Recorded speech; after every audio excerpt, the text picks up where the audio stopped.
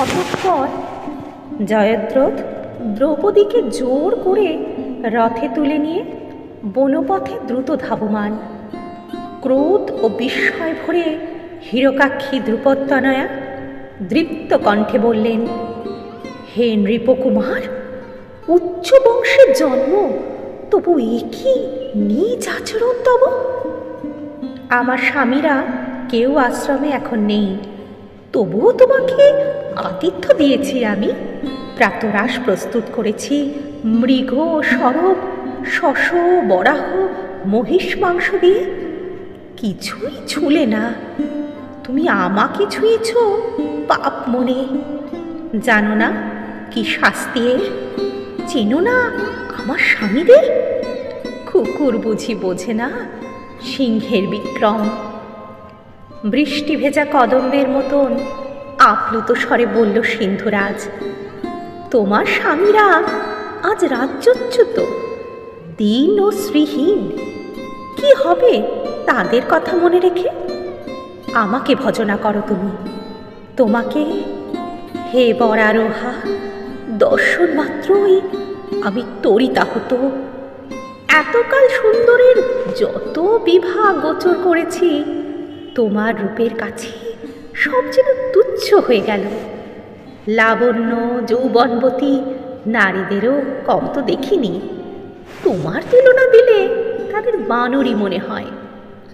তোমার গোড়ালি উচ্চ নয়, উরুদ্বয় পরস্পর স্পর্শ করে আছে, স্তন দুটি নিতম্বের প্রতিবিম্ব, নাসিকা উন্নত, নিম্ন নাভি স্বভাবের মতন গভীর, পদতল রক্তবর্ণ, যেমন ওষ্ঠ ও করতল, কাশ্মীরি তুরগী সম সুদর্শনা। হে সুকেশী, শ্যামা, অধরে অমৃত মাখা, পীন ও পয়োধর যেন অয়স্কান্তমণি। দুচক্ষু ভরেও দেখা শেষ হয় না এই শরীরই রূপ। শরীর শরীর চায়, বক্ষে বক্ষ টানে। এই রমণী রত্ন দেখে উন্মত্ত হওয়া কি অপরাধ? পাপ নেই, পুণ্য নেই, আজ আমি সকলই ভুলেছি। কাম জীবনেরই ধর্ম।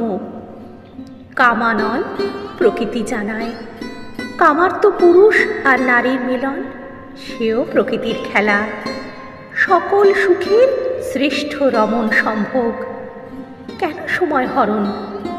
হে অগ্নিশিখারূপিণী, আমার অগ্নিকে দীপ্ত করো।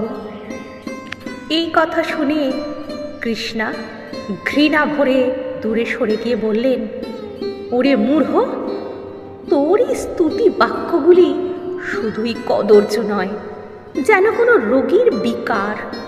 সবলে নারীকে যারা পেতে চায়, তারা কি পুরুষ নাকি পশু? কাম শরীরের নয়, মনোবাঞ্ছা, এবং সে মন দুজনের, দুটি মন যদি মেলে, তখনই শরীর জেগে ওঠে।